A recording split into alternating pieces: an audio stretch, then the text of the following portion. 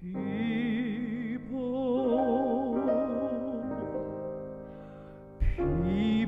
who need people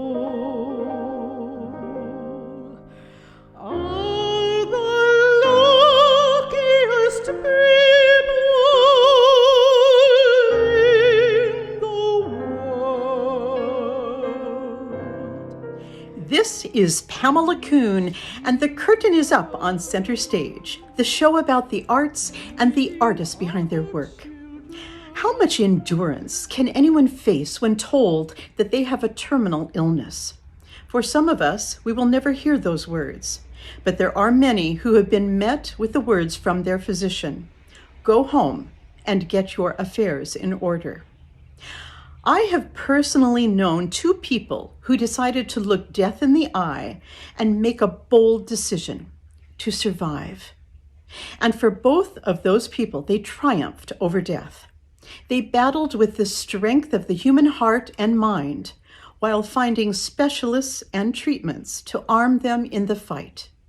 Or as my guest today has said, to choose fight over flight when faced with the words cancer. Viki Zarkin dared to fight stage 4 breast cancer with a determination to win. There was no gray area for her. There was so much to treasure with her family in life.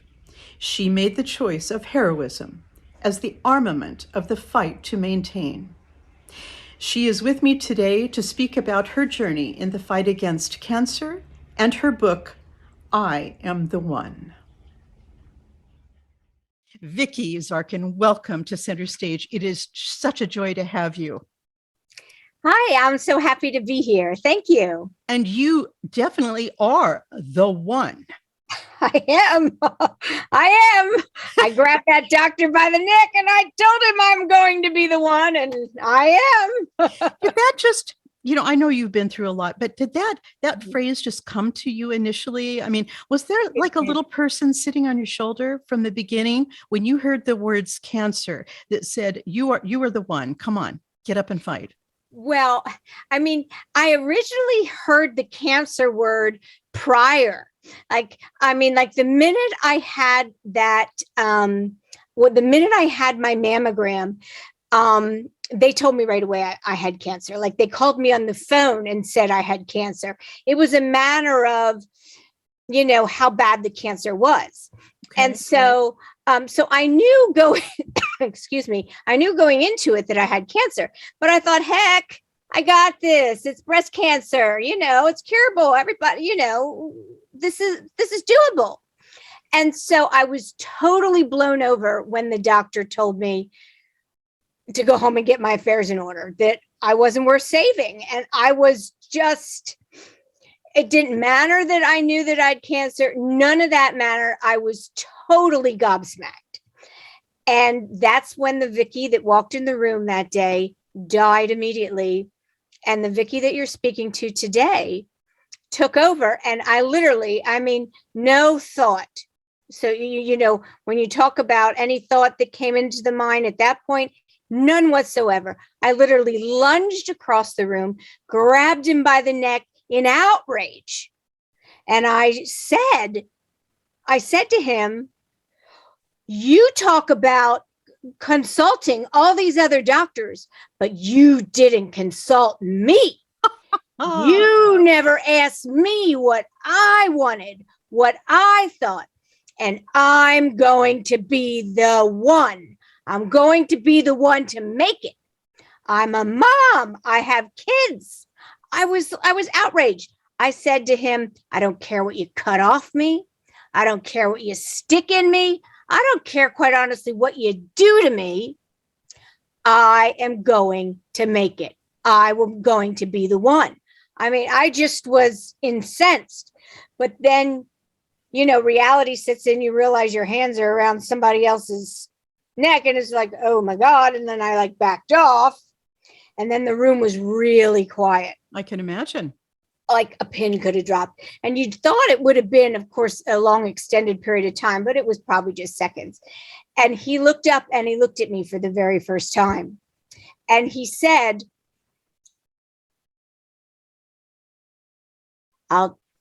how about we try chemotherapy? I'm not promising anything, but is that okay with you? And Just I in the said, way he put it. Yeah. right, is that okay with you? And I said, okay. Now, I knew then that I was just buying myself some time.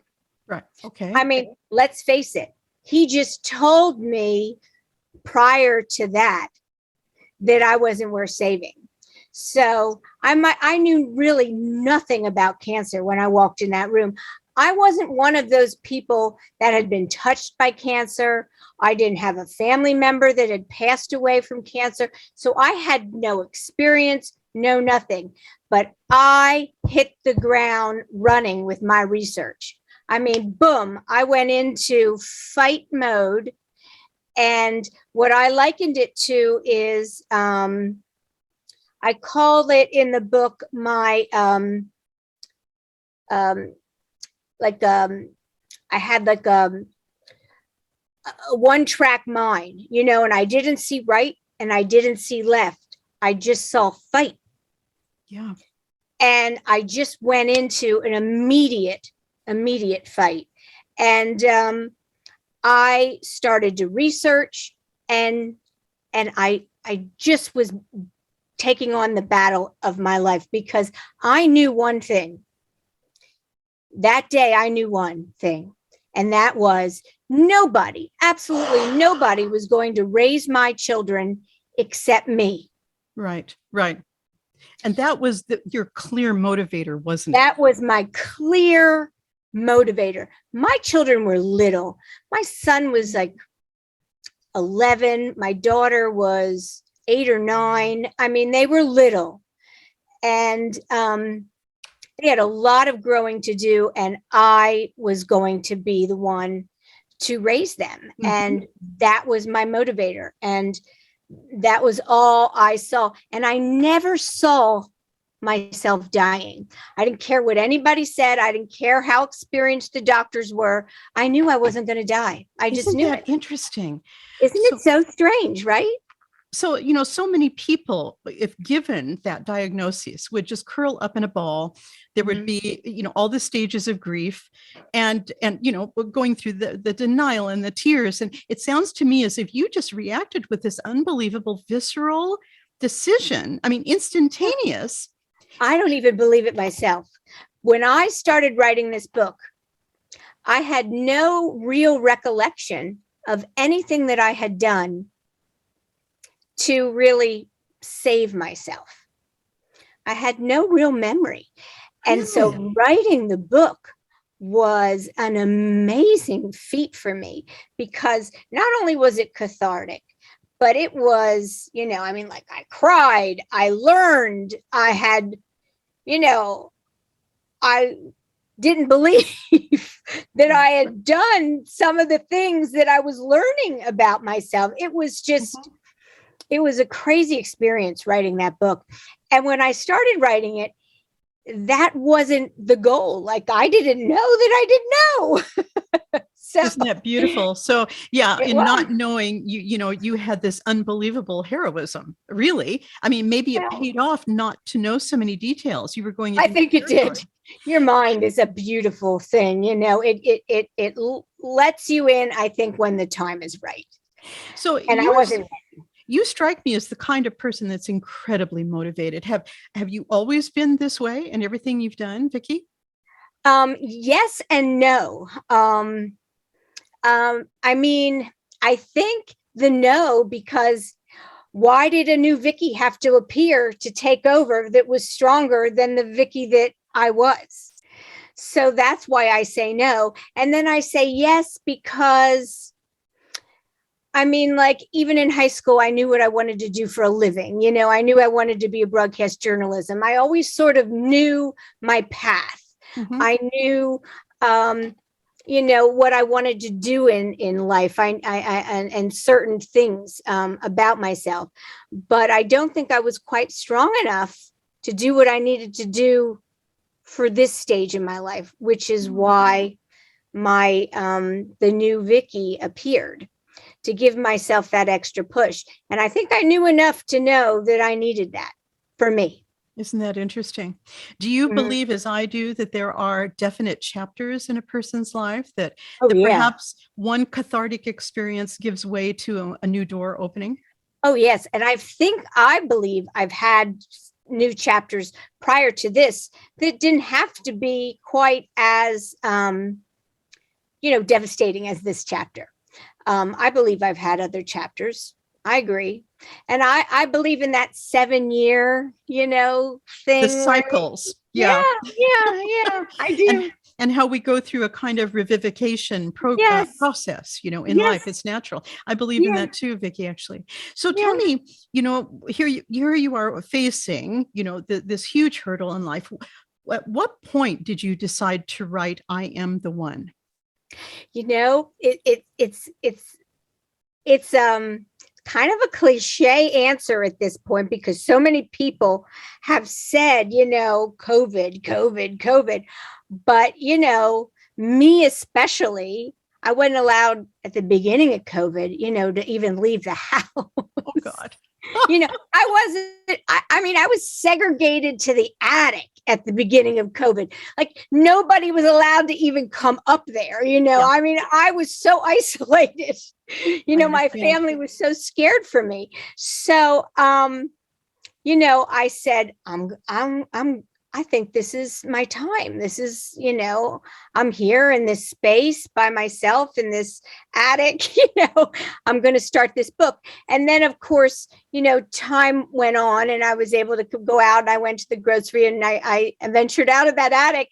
And I found solace in this apartment, my friend's home in DC, to actually finish the book, because I realized once I immersed myself back into my family, I couldn't get the book done unless I was actually alone.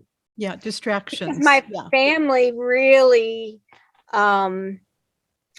they just, I just say, what do I say? I say yes to them. Mm-hmm, mm-hmm. I say yes to them. Well, that's why you're alive. That's why you're alive right now. And I like to say yes. And more power to that, saying yes. I love that. Yeah. But I want to talk to you right now about the beginning of your fight. In your book, you chronicle quite well about the downside. You stuck out the chemotherapy, you praised the nurses, for their dedication and their kindness to you. But it wasn't always rosy, was it? I mean, there were some difficulties, I think, at Johns Hopkins. Oh, yeah. And I tried to be, I oftentimes deal with negativity with sarcasm and humor, but which you see in my book. But I was very raw and very real in my book, and I left nothing out, not a feeling, and not anything that I went through. I wanted somebody that's going to go through cancer or been through cancer or wants to understand it. They can read my book and know a day in a life. And I'm not sure there's a lot of books out there that are as realistic as mine, to be quite honest. Interesting. I was really raw, and I felt like people could see through it if you weren't. And even my son was like, "Mom, why did you write that? Oh my God, you embarrassed me." And I just said, "Well, you're not really, a 21-year-old boy is not really my audience, so I think it's okay." Well, our audience today, I'm sure, are people listening in who perhaps have faced cancer themselves and gone through all the grim realities that you described so well. What would your advice to them be when facing hospitalization in the first place, when you're actually looking for kindness and you're not always dealt kindness, or sometimes you're dealt with a hard blow with some of the personnel at hospitals? Do you have any advice to those people out there who are facing this themselves? Well, I can tell you two things. One, I can say I was very, very fortunate because I had such a phenomenal support system in my family, and not everybody will have that. So, so you have to dig deep. You can't assume that everyone's going to have such the fabulous support system that I had. And so, to be honest with you, I probably didn't have to dig as deep as maybe some people will. Mm-hmm. And I have to be honest. I have to be honest with you that is going to be something that you will have to meditate through, teach yourself to do, and be uber disciplined about, because that's what I was. I mean, like, I tapped into something that I didn't know that. I mean, I didn't even do yoga before I got cancer. And I taught myself breathing techniques and meditative techniques and things to get through pain and so forth. And, I would recommend using those techniques to get through sorrow as well. Yes, yes. You must enter the period where you start chemo on a positive note.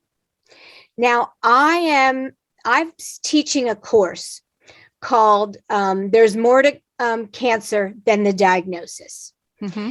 And I named it that because that was always what I said, that I was so surprised that I thought when I was diagnosed with cancer that would be the very worst thing. But quite honestly, it really wasn't. There's so much that happens that can really be so much worse. The stress of the insurance companies, the possibility of bankrupting your family. There's so many things that can haunt you, that can cause unbelievable pain and stress on a cancer patient prior to you even starting the chemo, Right. which is why I believe so many people die. Interesting. Because they're just not equipped to take on the chemotherapy treatment by the time they get there. And so I'm teaching this course as a way to give back. It's my prayer and my hope that I can teach everybody the tricks that I taught myself so that they can go into chemo knowing how to handle the doctors, knowing how to handle all that white noise, how to tell your young children, right. that you have Right. cancer, that you're going to lose your hair. I mean, there's so many things. And would you believe, as much as I've seen, there's not a course taught out there like that today. And what's so nice since COVID hit, Zoom courses are so user-friendly today. Yeah, and plentiful. Exactly. And so I can teach this user-friendly Zoom course, and I'm keeping it small, to 10 or 12, just women, so that they can feel comfortable and they can, maybe have a friend for life from the class, Absolutely. and you can talk to each other and they can learn my tricks and they can then maybe go into treatment stronger. And with, accompanied with, somebody that they've met in the class that they can maybe go through it with, and have the stability of learning all my tricks and beat this thing, dang, let's beat this thing. I mean, I thought breast cancer was beat by now, and boy, was I in for a reality wake-up call. We really need to get it together. Women's health care and treatment is been sorely left out in the cold. It's interesting how they're actually trying to change the rules of having less mammograms, Yes, thank you. And this is a really important point today. We have to keep this no matter what our age, because you had actually had decent and healthy mammograms up to a certain point. Exactly. I had not only decent and healthy, I had a good mammogram up until the year before. And you only get a mammogram every year. Correct. So one year my mammogram was totally clean. The next year I was riddled in cancer. That's how highly aggressive my cancer was. So to say, for women's health care, it used to be that they gave women's, I think they were giving mammograms at 35 and then it was at 40. Now they're not doing it till 50. That's ridiculous. Mm-hmm. I started a movement called Lunge for Healthcare, actually. Oh, cool. And I have my own website. It's still very new. I have a board of directors, but what I'm doing is I'm trying to change long-term women's health care. And that's what the organization, the budding organization, is about. And I have a donation button and a volunteer button and everything on the website. Again, Lunge for Healthcare. And, it's so interesting that you brought those things up, because you are a woman that's in touch with the system and your body. And that is so important. And that's what I'm trying to teach with this organization. And so that we can change the better. I'm going to save insurance dollars so that I can then ask the insurance company with that saved dollars to then put them back into our women's health care. So I'm giving them something so they can give us something back. That's what's so cool about the organization. Yeah. So these insurance companies don't know who they're up against when they come to Viki Zarkin. I like to think so. And there's a wonderful point in the book where you talk about that, where you undergo this proton therapy, which was so important for the eventual beating of the cancer. But then the insurance company did not want to pay for this. Now, how did you approach winning them over? Because you did. I don't. The insurance companies probably don't like that I wrote about that, and I'm really, really sorry, insurance companies. But I was real desperate. I mean, I had gotten about 5 or 6 denials of this. Because remember at the beginning of our interview, I said that I hit the ground running with my research, and the proton.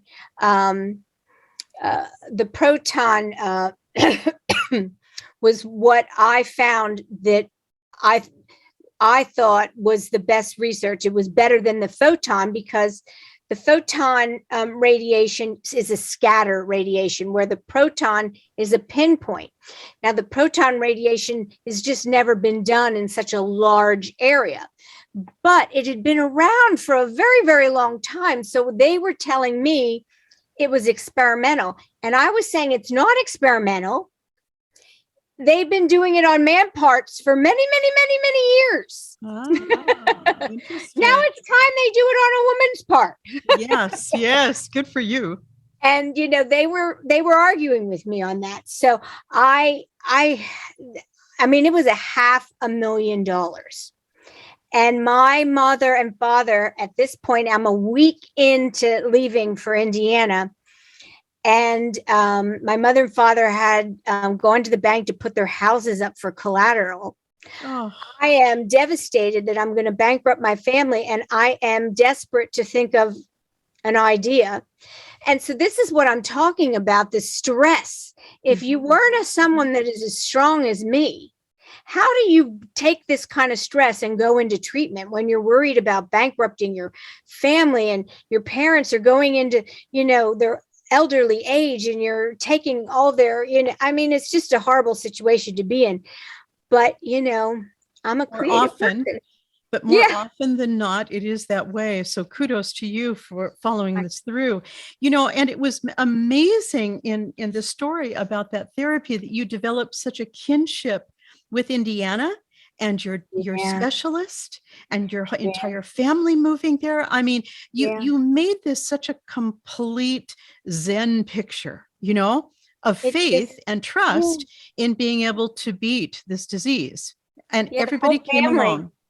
And, and it came full circle. My daughter is end college there today as a freshman and as happy as can be. And, she doesn't have a lot of memories of that time period like my son does, who is 3 years older, but she had that overall, feeling of remembrance. Yeah. And when she went to that school at the very last minute, I mean, it was like May, I don't know, like you have to make your decision May 28th. And I think she made it like May 25th.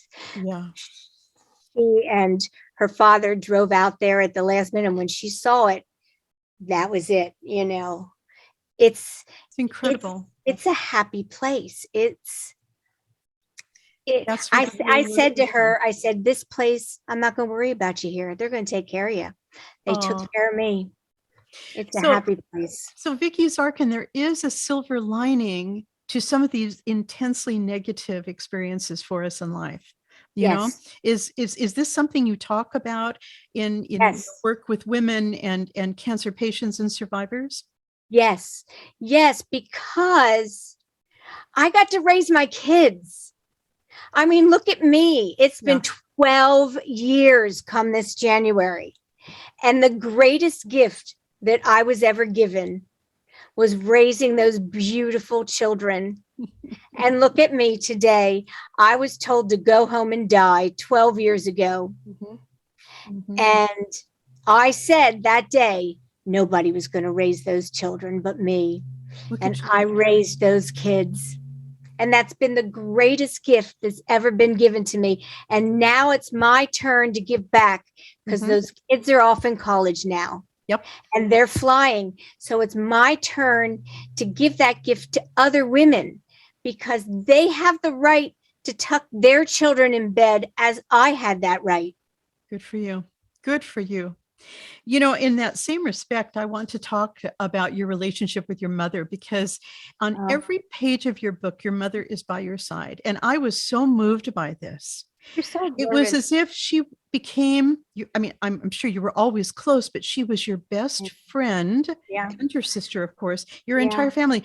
But then, of course, your father, he kind of stood back in the wings a little bit. And this brings up something I want to talk about, and that's that it's different for all family members and how they handle terminal illness. Yeah. And how do you respond to that, to the women you're trying to help? How can we as mere mortals out here help the families? It's tough because when I wrote, when I wrote my book, it was then that I got to walk in the shoes of my family members. It was then that I actually got to see what they too all went through. That was my most difficult thing to do. So to give advice in that area is, that's a slippery slope. All families are different, all reactions are different, and no reaction can be wrong. Everybody faced with this kind of devastating news reacts differently. And we, as the one that's in the center of it all, quite honestly, I think has it the easiest. Really? I do. I think our family members sitting back and watching have it the toughest. They feel helpless. They don't know what to do. They don't know what to say. Yes. And they're faced with the loss. This, right. That just the fear. I'm a mother faced with, the fear of not being able to raise my kids. How do I think my mother felt? Being faced with the fear of losing her daughter. Right. She was immobilized. I'm devastated for my mother. Devastated for her. But she must have known, she must have recognized that she had to be strong for you. So you didn't have to deal with that stress of worrying about her. Because from every word in your book, you talk about this bond that you and your mother shared. And she was with you every step of the way, so selflessly. It's Yes. such a So beautiful thing. she like gave up everything. I mean, she moved to Indiana with me. Mhm. She paid for the apartment that whole time we were there. I mean, the financial expense that she gave to me, plus the gift of her love and understanding and Fortitude. her, I mean, she is my rock. I mean, this Thursday I have chemo again. To this day, I still get chemo for life. I go to Johns Hopkins this Thursday for chemo again, and mom's taken me. I You love it. know, I mean, we look Love it. forward to it. It's like our girl day, So you have your ritual associated with this, yeah, where you go to yeah. lunch and Yeah, oh my exactly. gosh. Exactly. I mean, like, my husband's like, do you need me to take you to chemo? I'm like, kind of not. I mean, mom and I are kind of looking forward to it. Sorry, honey, I love it. I love kind of it. mom and I want to go. I mean, like, I've got another surgery, my 23rd surgery next month. Now, my husband and 23rd. my mom will go 23rd surgery. Yeah. Now, is this structural? Is this It's, I just, you know, when you are on chemotherapy, as long as I am, mhm. it's not without its side effects. Okay. And so, my life is not without pain. I'm in pain every day. I liken it to, I wake up in the morning and I have to run up that hill. And then I go to sleep and then I get up and I run up the hill again. I mean, I'm always in pain, but complaining about it or um, you know, laying around or Mhm. I mean, what did you fight for then if that's what you were going to use your life Exactly. doing? Exactly. You No, might suck it up, you people set suck up the pain. That's you all you got set to your do. goal. You're living up to it, I live life, and life is pain or no rewarding pain. you. Yeah, I mean, I'm going to have that pain no matter what. And how So I many can sit around and complain, or I can just do something positive. That's right. And you've chosen to do that. How Yeah, often do you have to have chemotherapy, even though you have beat this cancer? How every month, often? Every every month. 28 days. Okay, so it's not weekly, it's once a month. Not weekly, every You can live with 28 that. days. That's just the chemo. I mean, I see a lot of doctors. I mean, I have rheumatoid arthritis. I have osteoporosis. I have sarcoidosis of the lung. I mean, I could go on and on. Okay. Okay. I see a lot of doctors. And have these doctors become your friends now rather than your foes? Yes. Some, Some. some, some I want to grab by the neck. That was my next question, Viki Zarkin. We don't want any more of those And experiences. those I replace. I mean, I'm not as tough as I sound, but I I will be my own advocate, Right. and I will continue to get the best treatment that I can for myself, and I will not take anything less. Fantastic. So, and I think we all deserve that. Those are fighting words. I love that. I love that. Yeah. So in that same way, a lot of us, as you said before, so well, you said this so well that the family members around you, they feel helpless. What about your friends? There are a lot of people that mean well when they approach a cancer patient or survivor, and they say things like, "Oh, I totally understand your pain," or "Have you considered, alternative therapies instead of chemotherapy?" In their Right. own way, they're in their bumbling way, they Mhm. try to make themselves more comfortable. Right. What do you have to say to all of us out here and how to treat a cancer patient? Well, this is interesting because this is one of the subject matters, believe it or not, that I think is so important that I discuss in my cancer course. Mm-hmm. And what I attribute that to is the white noise. I call that the white noise that you get. All the good advice that you get. And quite honestly, you have to weed out the advice, and you have to kind of pick one or two people to be in your ear, Mm-hmm. and then block everybody else out. I mean, that's what I recommend. That's what I did. And it was a little cold. I have to be honest with you. For 2 years, I was really tunnel vision. I mean, people thought I was here, but I really wasn't. I mean, I left a part of me for my children. Bath time, book time, bedtime, Mm-hmm. But, I said yes, I said no, but I really wasn't present for a lot of people Okay. for a period of time. Not the real me. There was nothing left to give because I was fighting a fight. Right. Right. And I had to, decide what was most important. Mm-hmm. And you have to compartmentalize. And you can't make them more important. You can't make them feel more comfortable, even though they No. already feel uncomfortable on your behalf. Yes.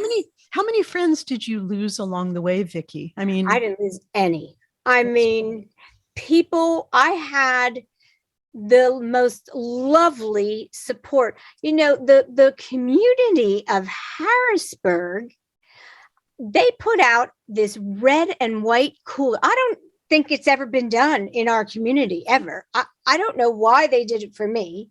I am moved and grateful for the rest of my life. But they put that cooler out for a full year and they did a list. I was like out of it. I was not even aware.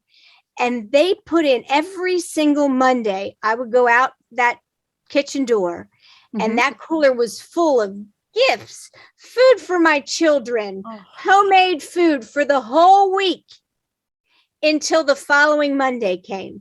I never had to go to the grocery for a year. I never had to get food. I mean, this community that I basically ignored, bear in mind, I was like this. They nurtured me.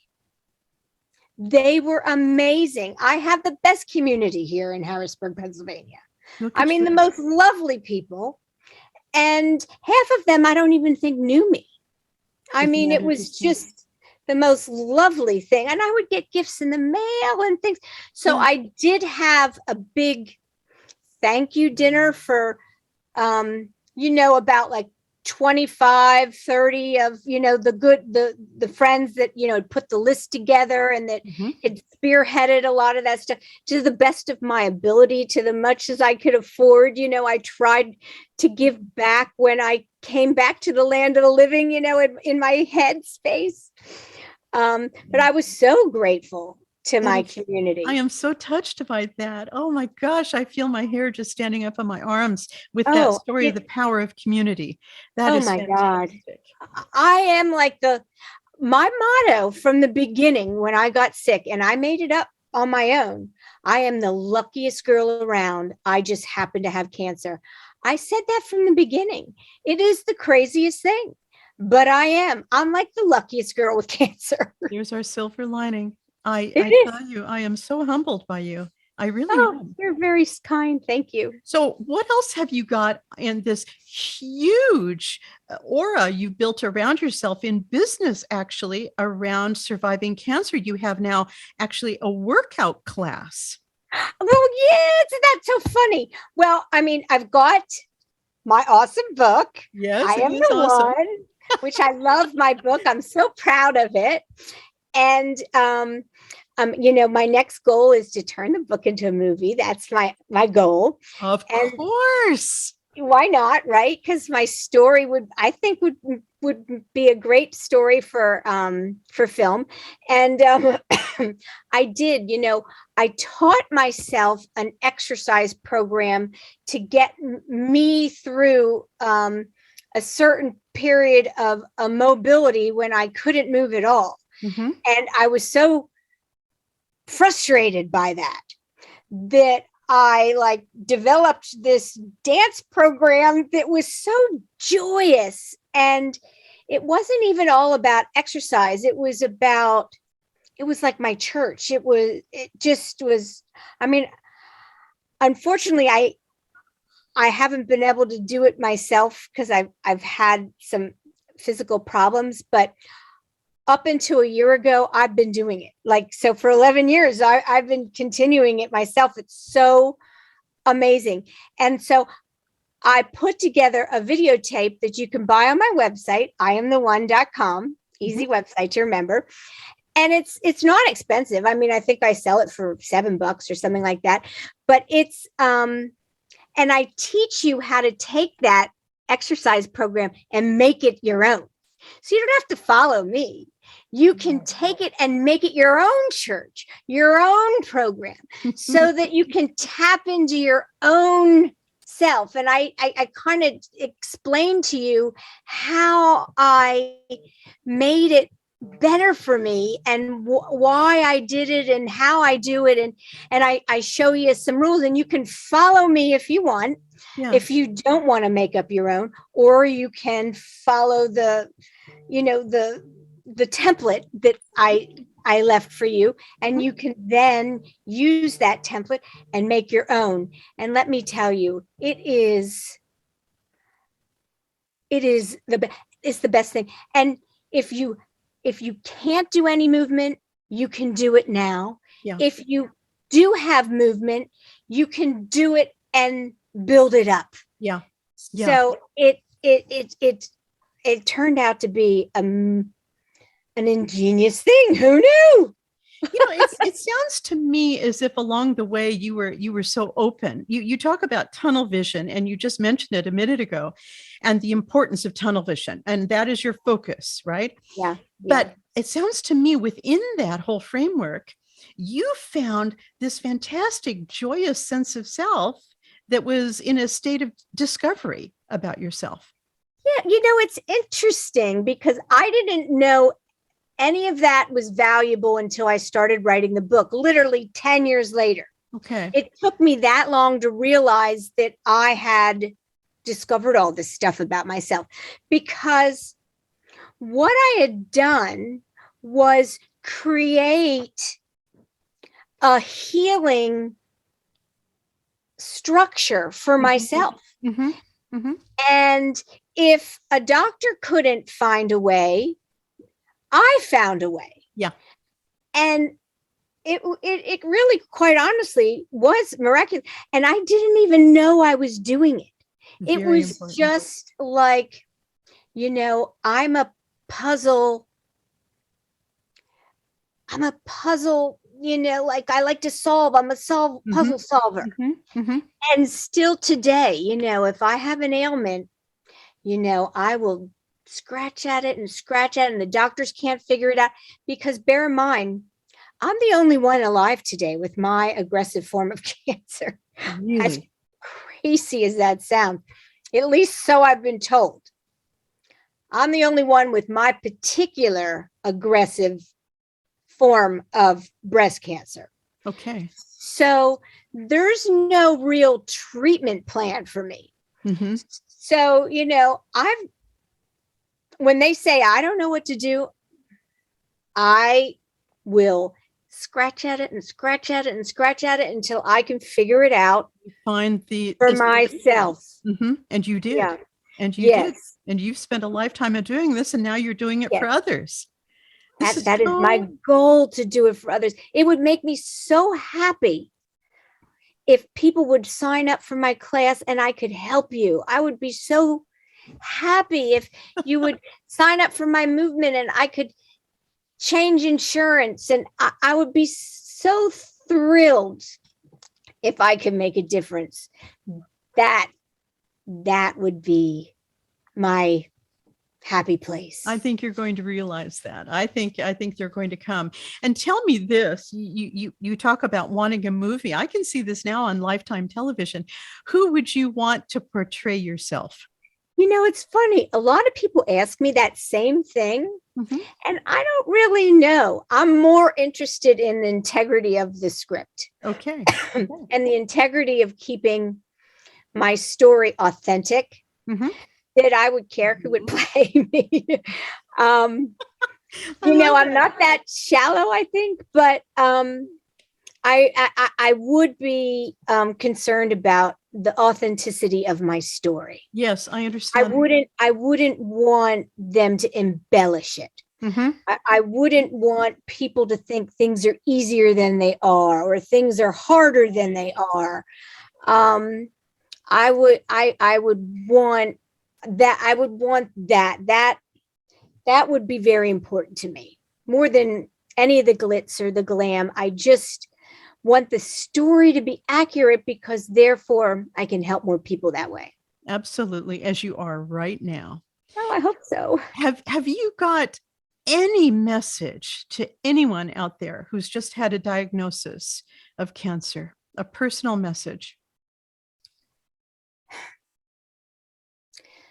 My message would be, don't accept the words of others, whether they're professionals or they're your loved ones. Accept only the words in your heart.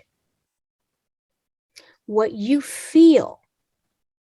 Look in the mirror and wipe everything else out. Because, you have a long road ahead of you, and you have to trust in your gut and nobody else. You are the one that's going to get you through it, and nobody else. And if you can trust in yourself, you'll make it through. Viki, on every show I do with a great guest like yourself, there's always one moment in the interview that is so special, it is beyond words. And you just gave us that. Oh, I have to thank you for that. And I'm sure all of our listeners will be thanking you for that. Because all of us have been affected by cancer in some way. We have known someone, we have experienced it in a family, we've experienced ourselves. It is, as you say, you go into this tunnel vision of this place called survival. Yeah. And if you're lucky enough to come out on the other end, which you have been, and 12 years now, when you were told to go home and take care of your affairs, 12 years, wow. Are you looking forward to, another 30 years of just being able to be motivated now to help others and see yourself on the screen and write another book and stay active? I don't look at it in terms of long periods of time. I look forward to tomorrow every day I go to sleep. Okay. All right. I look forward to tomorrow. Every day I go to sleep, I expect tomorrow to be great. This is fantastic. I can imagine that your site, your self-help groups, your workout video, all of this has the stamp of Viki Zarkin on it. This very special, unbelievably motivated will to live. I think it's very exciting. Viki, if you've got one word or phrase to sum yourself up, the real essence of who you are, and this is almost a ridiculous question right now. I ask this of all my guests because we've heard it ad infinitum, but what would that be for you? Probably live life to your fullest and don't sweat the small stuff. Yeah. I know that's a bit cliche and people have said it, but if you truly think of this statement, the real small stuff truly just doesn't matter. Think about what's important in life, mm-hmm. and think about the fun stuff. Mm-hmm. Do the fun things in life, not the stuff always that you have to do. Yeah. Yeah. Grab the fun stuff. while you can. And Viki, I've got to say, you look absolutely fantastic. Oh, thanks. You I don't want do. to scare my kids, so I work really hard on that. They had a really hard time at the beginning, so I worked really hard on that. I love that. And to everybody out there on Zoom, this is the book I Am the One by Viki Zarkin. You know, this is going to be a game changer for you, Viki. Very exciting. And I wish you all the luck with it. And I wish you all the luck with the rest of your fantastic life. You know, but every day you pulling together what's important to you and making it worth it. And thanks for sharing. I really appreciate it. And thank you for having me. I'm so appreciative. Of course. So we've got to see that big smile of yours and that look of I am the one. This is so That's important. Right. That's right. So do we just go to find you at iamtheone.com? iamtheone.com. Yeah, it's my website, or you're welcome to email me. iamtheone.viki, which is VIKI @gmail.com. And I have a Facebook page, I Am the One, and I have an Instagram, I Am the One, and Twitter, I Am the One. So I am the one. Is you are, my dear. I'm the one. Just promise me you'll come back and visit us on Center Stage so we can keep up with you if we can. My honor. Because that would be my honor. You can. Well, Viki Zarkin, thank you so much for this fantastic energy and the spirit of life, and all the best to you. And thanks for being on Center Stage. Everyone, please go to centerstage.com for a gallery of my shows and more information on Viki Zarkin. And in the meantime, stay safe out there, everyone, as Viki would tell you, first and foremost. This is Pamela Kuhn, and the curtain is now down on Center Stage. With one person, one very special person, a feeling deep in your soul.